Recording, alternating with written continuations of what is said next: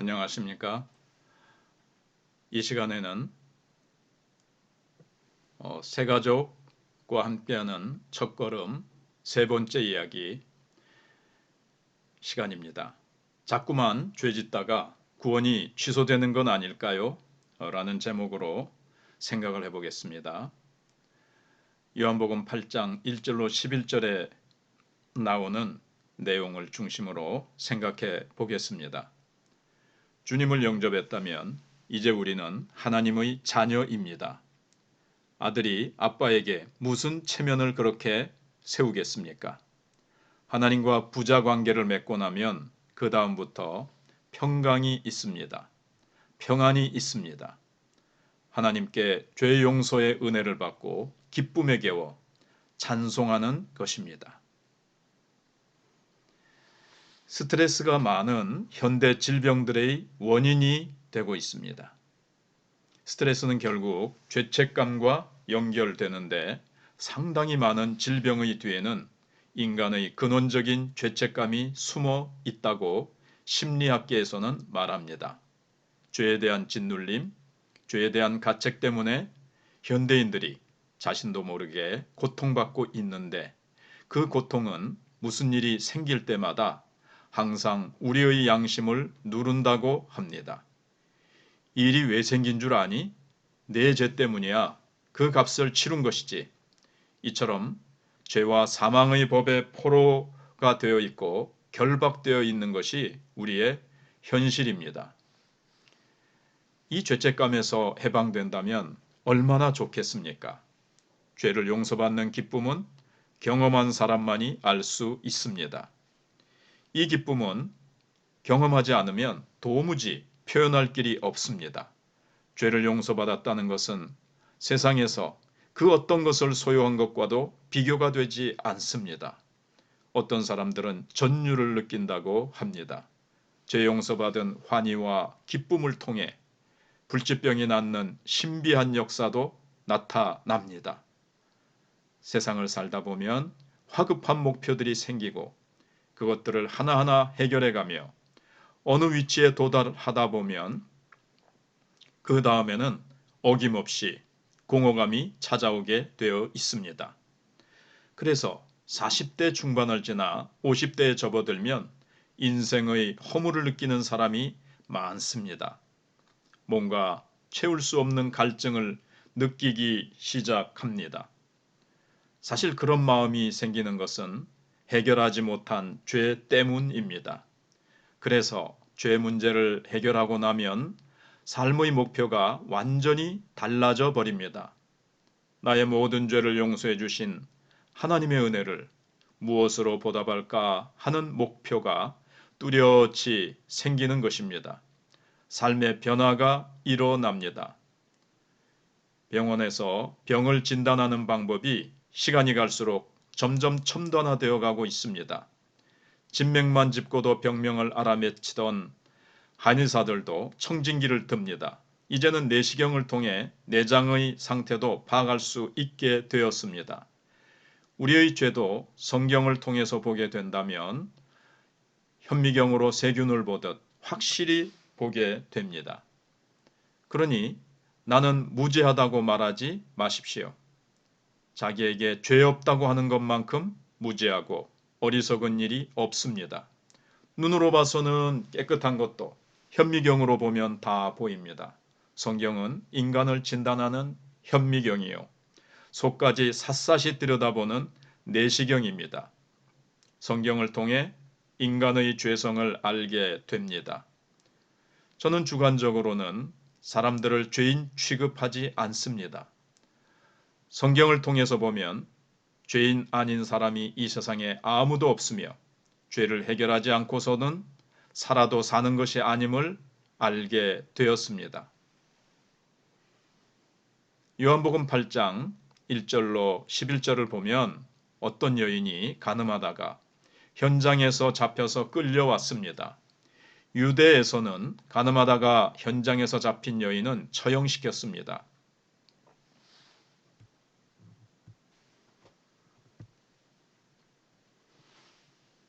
특히 남편 있는 유부녀의 간음은 현장에서 돌로 쳐 죽이는 것으로 벌했습니다. 당대의 종교 지도자리던 서기관과 바리새인은 이 여인의 간음 현장을 잡아 돌로 쳐 죽이려고 했습니다.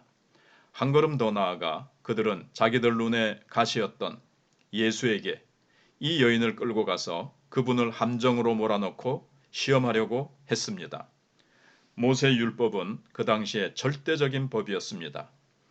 유대인들에게 모세의 율법 이상은 없었습니다. 만약 모세의 율법에 도전하고 모세를 모독하면 신성모독이라고 해서 그 사람도 돌로 쳐 죽였습니다.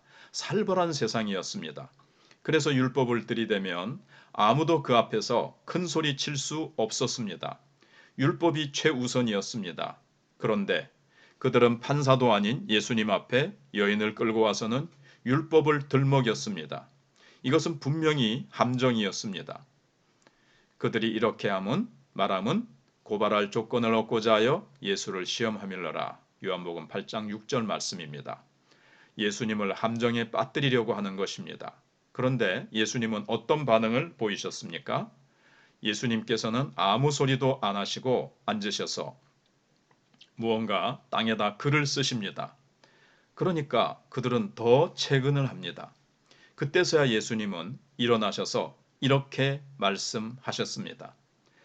너희 중에 죄 없는 자가 먼저 돌로 치라. 요한복음 8장 7절 말씀. 그리고는 또 앉으셔서 땅에다가 무언가를 쓰십니다. 그 소리를 들은 군중들이 양심의 가책을 받아 어른으로부터 시작하여 젊은이까지 하나씩 다 떠났습니다. 이제 예수님과 가운데 서 있는 여자만 남았습니다. 아무 죄 없는 자가 돌로 치라고 하니까 아무도 남지 않고 다 돌아가 버린 것이었습니다. 바리새인들과 사두개인들은 그 당시 최고의 학자요 종교 지도자들입니다. 그런데 죄 없는 자가 돌로 치라고 하니까 다 도망가고 말았습니다. 예수님께서 협박하신 것도 아닌데 말입니다. 예수님께서는 나도 널 정죄하지 않겠다. 판단하지 않겠다. 용서해 주겠다. 그러니 다시 죄를 범치 말라고 하셨습니다. 그 여자는 죄를 용서해 주시는 예수님을 만났습니다. 그분이 누구시기에 죄를 용서해 주셨던 것입니까? 이 세상에서 죄가 없다고 용서해 주실 분은 오직 한 분, 예수 그리스도밖에는 없습니다. 행동으로 잘못한 것, 말로 폭언하는 것도 죄입니다. 그러나 하나님께서 그보다 더 예민하게 살피시는 것이 있다면 그것은 마음의 죄입니다. 그래서 하나님은 형제를 미워하는 사람은 살인자며 여자를 보고 음욕을 품었다면 간음한 것이라고 단언하셨습니다. 하나님은 최후의 심판자이십니다. 언젠가는 한번 세상을 떠나야 하고 그때 우리는 하나님 앞에 서야 하는데 하나님께서는 심판의 기준을 마음에 두십니다. 행동을 얼마나 잘못했느냐, 말실수를 했느냐 따지는 것보다 형제를 미워했느냐를 보십니다. 그 질문에 안 걸리는 사람이 어디 있습니까? 그러니 우리 모두는 죄인이며 하나님의 용서가 절대로 필요합니다. 그런데 현실적으로 봐서 예수님을 믿는 사람들도 그렇고 믿지 않는 사람들도 대부분 문제의식 세 가지를 가지고 있습니다. 첫째, 큰 죄의식입니다. 사람을 죽였다든지 아니면 다른 사람에게 큰 피해를 줬다든지 아니면 어떤 사람을 못살게 굴고 깊은 상처를 줬다든지 하면 평생 가책을 가지고 살아가는 것입니다.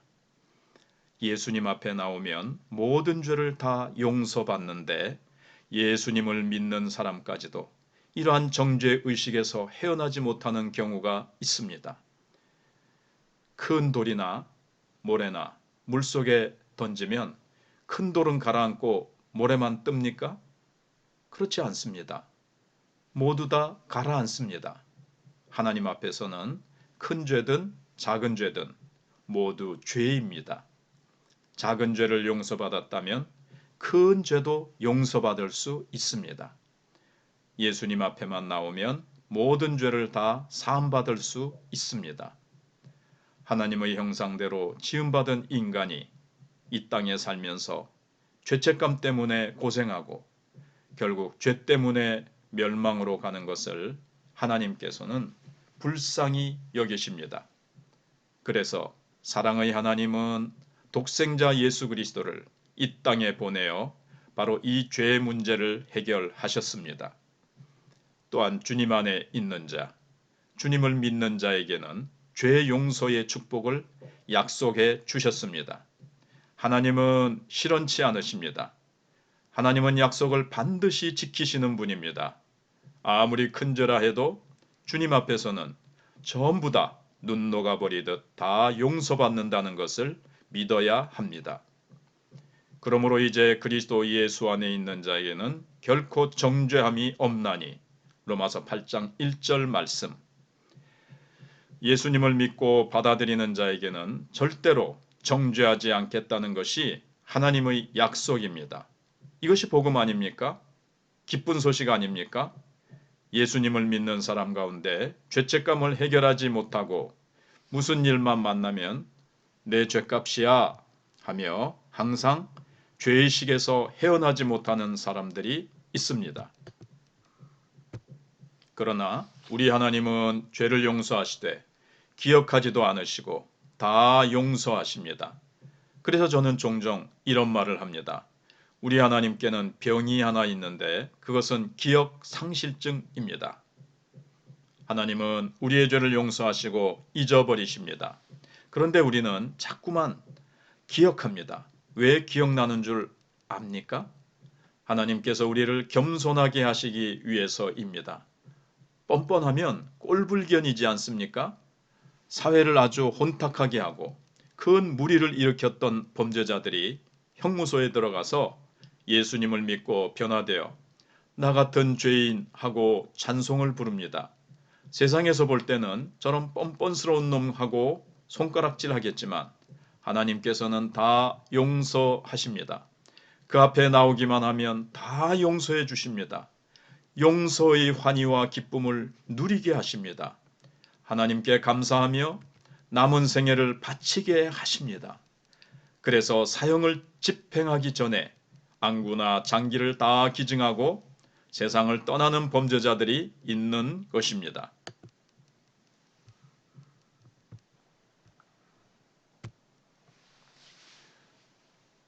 둘째, 체면 의식입니다. 반복해서 여러 가지 죄를 짓다 보면 하나님 앞에 체면이 없어집니다. 금방 용서해 달라고 했다가 죄 짓고 또 용서해 달라고 했다가 또 죄 짓고 하니 말입니다. 그래서 나 같은 사람을 하나님께서 이제 실증 내실 거라며 아예 자포자기하기도 합니다. 그러다가 신앙생활도 아주 덤덤하게 하고 아예 교회도 안 나오는 경우가 있습니다. 도슨 트로트맨이라는 미국의 가정사역자가 있습니다. 아주 유명한 분인데 이분은 주님 앞에 회개하고 회심하고 난 후에도 상당 기간 동안 거짓말하는 습관 때문에 큰 고통을 받았습니다. 그래서 하나님 앞에 기도할 때마다 늘 마음이 무겁고 어떤 문제가 생기면 사소한 것이지만 그것 때문에 가책을 받았다고 합니다. 그가 한 거짓말이란 어떤 사건에 대해 과장해서 말하는 것이었습니다. 어떤 사건을 있는 그대로 소개하는 것이 아니라 과장해서 말할 수 있습니다. 이것은 설교자에게 함정일 수 있습니다. 그래서 밖에 나가서 말을 많이 하는 사람일수록 과장하지 않도록 주의해야 합니다. 사실을 사실대로 이야기해야지 그것을 과장하고 부풀리는 것은 거짓말 중 하나입니다. 하나님 앞에는 체면이 없습니다. 하나님 앞에는 항상 당당하게 나오는 것이 성도들입니다. 누구든지 주님 앞에 나와서 아버지 하고 부를 수 있는 것이 바로 예수님을 믿는 사람들입니다. 예수님을 안 믿는 사람들은 그것이 불가능합니다. 주님을 영접했다면 이제 우리는 하나님의 자녀입니다. 아들이 아빠에게 무슨 체면을 그렇게 세우겠습니까? 하나님과 부자 관계를 맺고 나면 그 다음부터 평강이 있습니다. 평안이 있습니다. 하나님께 죄 용서의 은혜를 받고 기쁨에 겨워 찬송하는 것입니다. 하지만 특별한 체험이나 감격 같은 것이 부족하다 해도 하나님께서는 다 용서해 주십니다. 이렇게 용서받은 데 대한 확신과 뜨거움이 있을 때 그 다음부터는 상당한 변화가 급속도로 그 인격과 삶에 나타납니다. 그런 면에서 우리는 덤덤한 신앙보다는 뜨거운 신앙을 사모하는 것입니다. 셋째, 보응의식이 있습니다. 이것은 내가 과거에 죄 지은 것에 대해 하나님께서 반드시 보응하실 것이라는 생각입니다. 불교적 사상인 인과응보의식과 통하는 것입니다. 그러나 이 보응의식과 십자가의 은혜는 정멸 충돌한다는 것을 알아야 합니다. 로마 가톨릭은 바로 이런 보응의식이 교리 중에 있습니다. 그래서 신부에게 가서 고해 성사를 합니다. 그러면 신부는 얼마 동안 무엇을 하라며 보응을 받게 합니다. 그렇게 하면 기분상으로는 죗값을 치른 것 같아도 자기 양심은 못 속입니다. 하나님으로부터 용서받은 것이 아니기 때문입니다. 종교개혁가 루터는 죄 문제에 대해 너무도 큰 고통을 받았습니다. 여름에 뇌성병력이 치는 길을 가다가 친구가 벼락 맞아 죽는 것을 보고는 일생일대의 충격을 받았습니다. 그리고는 수도사가 되겠다고 수도원에 들어갔습니다. 거기에서 자기가 하나님 앞에 깨끗하게 서기 위해 고행을 했습니다. 최고의 모범 수도사로 거기서 하라고 하는 대로 다 했습니다. 하지만 그 마음속에 죄 용서의 기쁨과 환희는 찾을 길이 없었습니다. 그러다가 의인은 믿음으로 살리라 라는 로마서 1장 17절 말씀에 붙잡히게 되었습니다. 믿음으로 죄 용서받고 구원받고 믿음으로 살아간다고 하는 그 단순한 진리를 비로소 깨닫고는 그때부터 수도복을 집어 던져버렸습니다. 만약 죄에 대한 대가를 내가 지불하고 죄 용서를 받아야 한다면 도대체 언제까지 그 모든 죄값을 다 치르겠습니까? 방법이 없습니다. 태평양에 조난당한 사람들끼리 서로를 구해줄 수 없습니다. 외부에서 누군가 와야 합니다. 큰 배든 헬기든 와서 구출해 주어야 합니다. 인간은 자기 죄를 스스로 해결할 방법이 전혀 없습니다. 하나님께서 없다고 하셨습니다. 오직 죄 없으신 예수님께서 대가를 치러 주셔야 합니다. 우리 인간의 모든 죄값을 다 해결하고도 남을 수 있는 효력을 가진 것이 예수님의 십자가 공로입니다. 십자가의 보혈입니다. 그것만 믿으면 죄 없다 하겠다는 것이 바로 하나님께서 우리에게 주신 축복의 약속입니다. 그러나 죄의 보응과 결과는 구분해야 합니다. 그 둘은 성격이 전혀 다른 것입니다. 예를 들어 학창시절 열심히 공부한 사람은 좋은 회사에 들어갈 가능성이 높습니다. 그런데 학창시절에 친구를 잘못 만나서 마음대로 놀고 학교 결석하고 어영부영하면서 보낸 사람이 30대가 되어 예수님을 믿었다고 해서 열심히 공부한 사람과 똑같은 결과를 얻게 될 것이라고 기대하는 것은 잘못입니다. 그것은 보응받는 것이 아니라 심은 대로 거두는 결과에 지나지 않는 것입니다. 알코올 중독자가 예수님을 믿고 변화되었습니다. 깨어졌던 가정이 다시 회복되었고 새 사람이 되어 아버지의 위치, 남편의 위치를 회복하기는 했는데 손을 떠는 수전증에 걸렸습니다.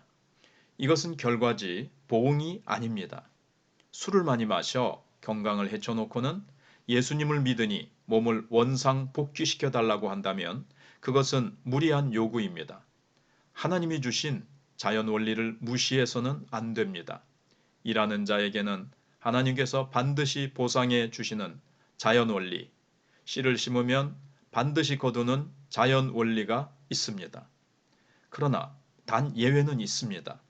특별한 은총을 통해서 기적적인 회복이 있을 수 있습니다.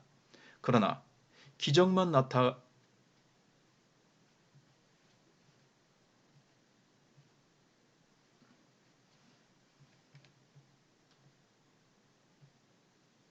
나기를 기대하고는 젊었을 때 공부도 안 하고 아무 노력도 안 하고 그냥 팽팽 놀다가 40대쯤 되어 예수님을 믿고는 한평생 40년 동안 실력을 쌓아온 사람 위에 올라서겠다고 하는 것은 하나님을 속이는 것입니다. 물론 다윗은 보응을 받았습니다. 칼이 내 집에서 영원토록 떠나지 아니하리라는 말씀이 그의 생애에 그대로 일어났습니다. 하지만 왜 항상 다윗을 기준으로 삼습니까? 다윗은 특별한 경우입니다. 아무한테나 적용해서는 안 됩니다. 누가복음 15장에 보면 돌아온 탕자의 비유가 있지 않습니까? 무조건 용서하시는 아버지, 그 사랑의 하나님을 믿고 따라가야지 하필이면 왜 다윗에게 적용시켜서 그 보응의식, 정죄의식에서 떠나지 못하고 늘 가슴 졸이고 불안해하며 살아갑니까? 결혼식을 마치고 나면 신랑 신부 각자의 인생 가운데 큰 변화가 일어납니다. 부부가 하나 되는 역사가 일어나는 것입니다. 그들은 이제 각자의 인생이 아니라 하나의 인생으로 새 출발을 하게 됩니다. 결혼 서약을 함으로써 당사자들의 인생이 완전히 달라지듯이 예수 그리스도를 영접하고 믿기로 작정하는 그 순간부터 예수님과 연합하는 역사가 일어납니다. 그렇게 됨으로써 이제 하나님이 보실 때 한 사람 한 사람이 작은 예수로 보이는 것입니다. 이처럼 예수님을 믿으면 모든 죄를 용서받습니다. 용서의 하나님을 비로소 경험하게 됩니다. 이는 마치 북한에서 탈출해서 남한으로 넘어온 사람과 같습니다. 그 사람이 북한에서 어떻게 살았는지 모르지만 일단 넘어오고 나면 북한의 모든 법은 아무 상관이 없게 되고 남한의 혜택이 주어지게 됩니다. 예수님을 안 믿고 마귀에 사로잡혀서 살면 자유를 다 잃어버립니다. 결혼 날짜도 받아야 하고 이사 날짜도 받아야 하고 눕는 것도 방향 봐가며 누워야 합니다.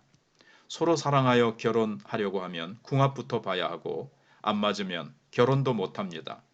궁합이 안 맞는다는데도 결혼한 사람들은 거기에 사로잡혀 무슨 일만 당하면 궁합이 안 맞다더니 그것 때문에 그렇구나 하고 생각합니다. 그러나 예수님을 믿는 사람들은 궁합 같은 것은 보지 않습니다. 사주팔자도 보지 않습니다. 이사 날짜도 받지 않습니다. 얼마나 자유롭습니까? 예수님 안에 있는 자는 누구나 해방을 누립니다. 그러므로 이제 그리스도 예수 안에 있는 자에게는 결코 정죄함이 없나니 이는 그리스도 예수 안에 있는 생명의 성령의 법이 죄와 사망의 법에서 너를 해방하였음이라. 로마서 8장 1, 2절 말씀. 우리의 모든 족쇄와 그 속박에서 죄의 불안과 공포에서 완전히 해방시키시는 분은 오직 예수 그리스도 뿐입니다.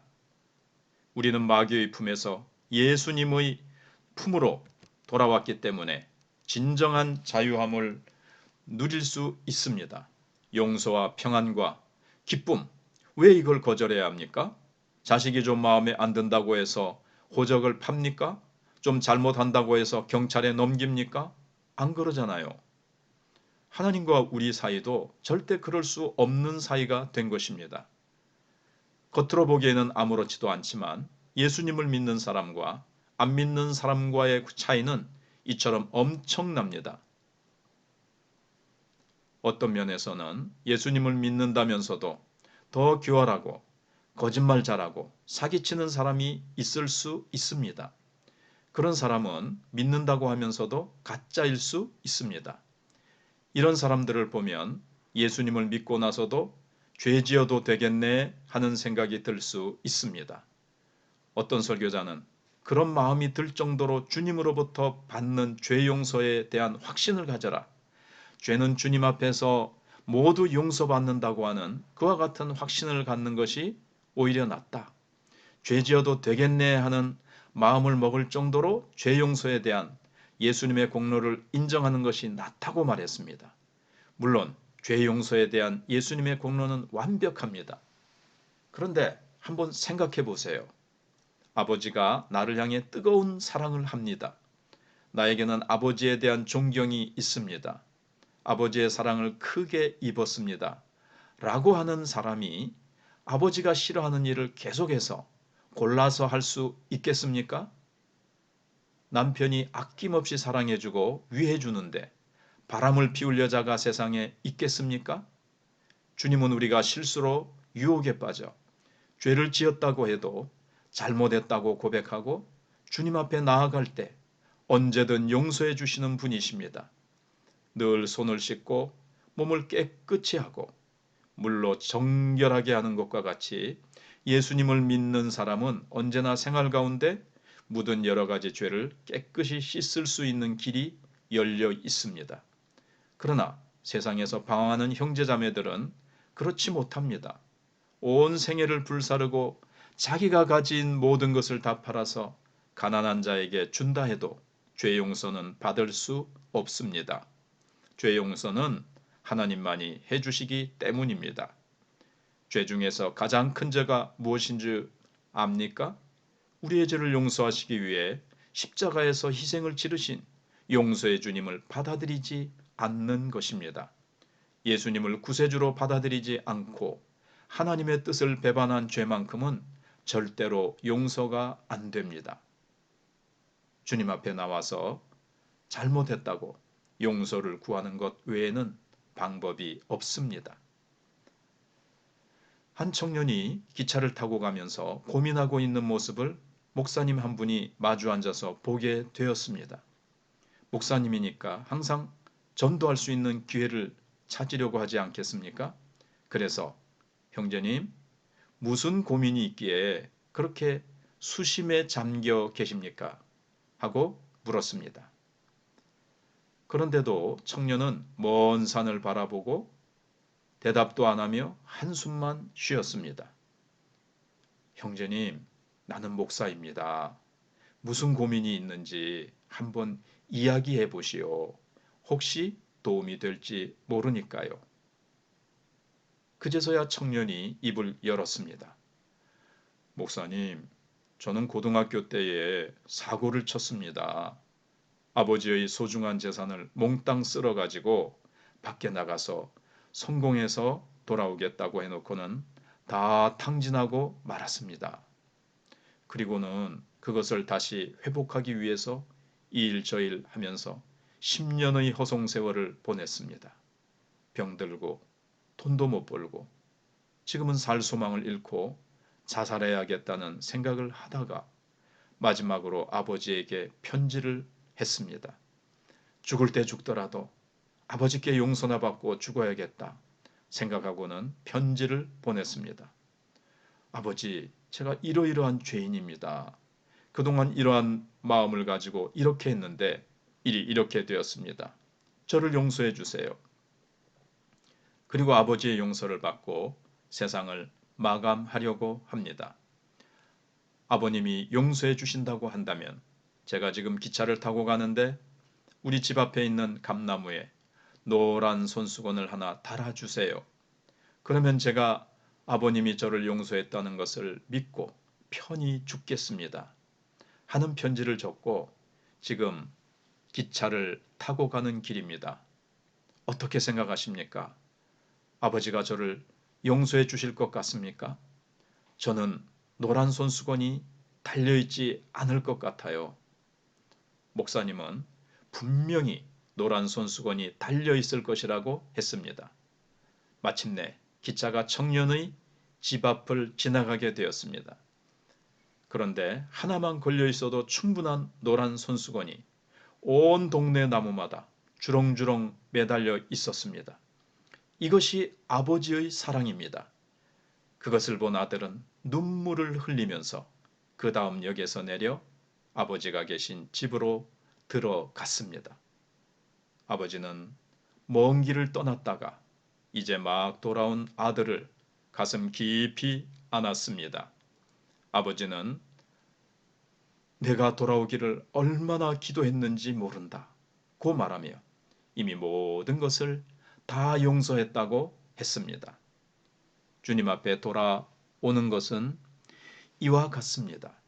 측량할 수 없이 넓은 아버지의 사랑의 품에 안기는 것입니다. 무엇을 믿고 인생을 사십니까? 저는 예수님을 믿지 않는 사람들에게 이렇게 도전합니다. 무슨 배짱으로 사시느냐고요. 내일 일을 알지 못하고 사는 것이 인생 아닙니까?